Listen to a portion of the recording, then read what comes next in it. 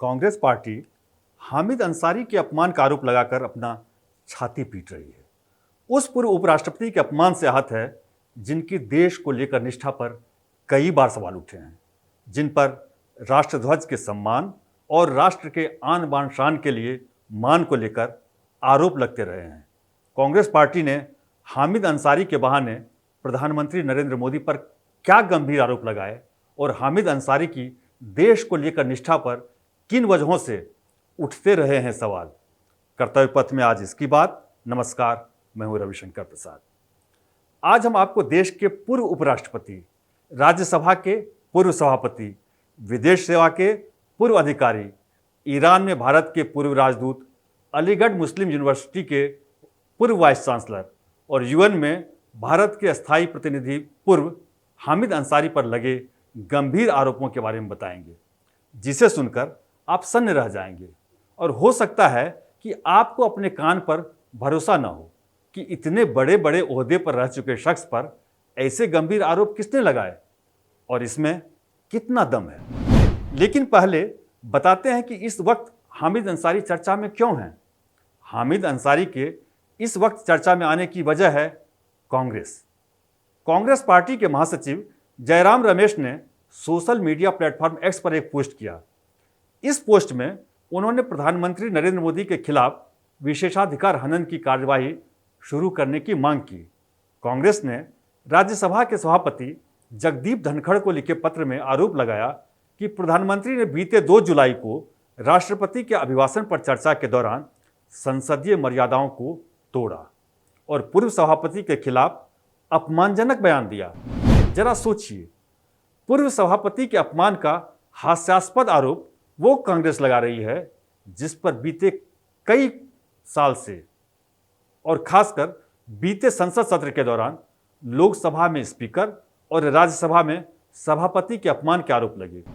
चूंकि इन दिनों कांग्रेस के नेता राहुल गांधी और अध्यक्ष मल्लिकार्जुन खड़गे संवैधानिक पदों पर कीचड़ उछालने के आरोपों से जूझ रहे हैं, इसलिए कांग्रेस का ये रुख समझ में आता है। लेकिन इस विवाद में हामिद अंसारी का नाम उछालकर कांग्रेस ने उन पर लगे आरोपों को याद दिलाने का मौका दे दिया है। कांग्रेस पार्टी जिस हामिद अंसारी को सिर माथे पर बिठाए रखना चाहती है, वो हामिद अंसारी गांधी परिवार के बेहद करीबी बताए जाते हैं। जिस हामिद अंसारी को पूर्व उपराष्ट्रपति होने की वजह से जनता के पैसे पर लुटियंस जोन पर बने बंगले में रहने की सुविधा दी गई है, उन्हीं हामिद अंसारी की देश को लेकर निष्ठा संदेह के घेरे में रही है। बात थोड़ी पुरानी है, साल 1990 से 1992 के बीच की। उस वक्त हामिद अंसारी ईरान में भारत के राजदूत थे। उसी दौरान रॉ यानी भारत की विदेशी खुफिया agency research and analysis wing के एक अधिकारी और my prime minister Narendra Modi किताब के लेखक एन.के. सूद ईरान में ही तैनात थे। एन.के. सूद ने अपनी किताब में खुलासा किया है कि उस वक्त हामिद अंसारी ने रॉ के एक अभियान के बारे में ईरान सरकार और वहां की खुफिया एजेंसी सावक को बता दिया। इससे भारत के 4 खुफिया अधिकारियों की जिंदगी पर खतरा मंडराने लगा और उन्हें गुपचुप तरीके से उठा लिया गया। देश के लिए काम करने वाले इन अधिकारियों को ईरान में टॉर्चर किया गया और इन अधिकारियों को तब छोड़ा गया जब उनकी पत्नियों ने प्रदर्शन किया। हामिद अंसारी के इस रवैये से नाराज रॉ के अधिकारियों ने प्रधानमंत्री नरेंद्र मोदी को शिकायत भेजकर अंसारी के खिलाफ जांच बिठाने की मांग की थी। बाद में एन.के. सूद ने इन आरोपों को ट्विटर के जरिए सरेआम कर दिया और दावा किया कि हामिद अंसारी भारत के हितों की रक्षा करने में तो नाकाम रहे ही, साथ ही रॉ और उसके अभियानों को नुकसान पहुंचाने की कोशिश की। इन आरोपों पर हामिद ने यह सफाई दी कि उन्होंने जो कुछ किया उसकी जानकारी तत्कालीन मनमोहन सरकार को है। माना जाता है कि उन पर लगे आरोपों के रिकॉर्ड पर होने की वजह से उन्हें यह सफाई देनी पड़ी।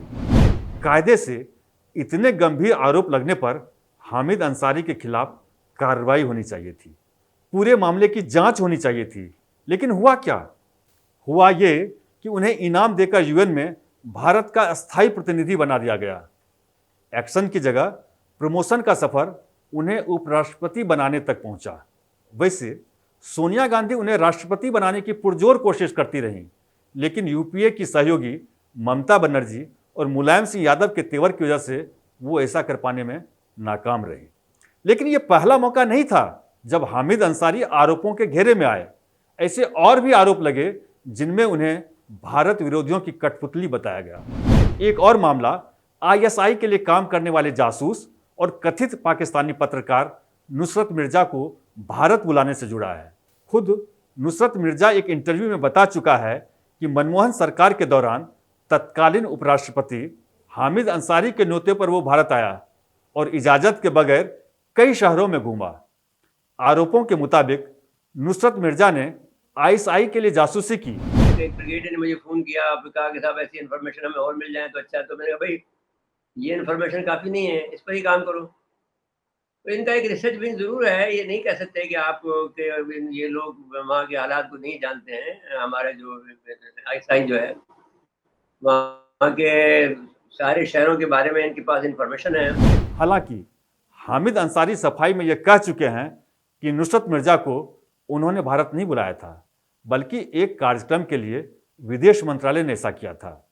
सवाल उठता है कि देश की सुरक्षा को खतरे में डालने के आरोपी को, देश के हितों की अनदेखी करने के आरोपी को कांग्रेस क्यों इतना शाह देती दिख रही है। जब देश की बात हो रही है तो एक और वाकया याद आता है। 2015 के गणतंत्र दिवस यानी 26 जनवरी का मौका था। तब के राजपथ और आज के कर्तव्य पथ पर जैसे ही राष्ट्रीय ध्वज फहरा, मुख्य अतिथि अमेरिकी राष्ट्रपति बराक ओबामा सहित सभी लोगों ने तिरंगा को सलामी दी। लेकिन माफिया मुख्तार अंसारी के रिश्तेदार और उपराष्ट्रपति हामिद अंसारी के हाथ सलामी के लिए सिर तक नहीं पहुंच पाए। वो केवल सावधान की मुद्रा में खड़े रहे। संवैधानिक पद पर आसीन किसी शख्सियत से क्या ऐसी उम्मीद की जा सकती है? कभी हिंदू राष्ट्रवाद के बहाने अपने ही देश पर सवाल खड़े करना, कभी भारत में अल्पसंख्यकों को असुरक्षित बताना, तो कभी भारत विरोधी संगठनों के साथ मंच साझा करना।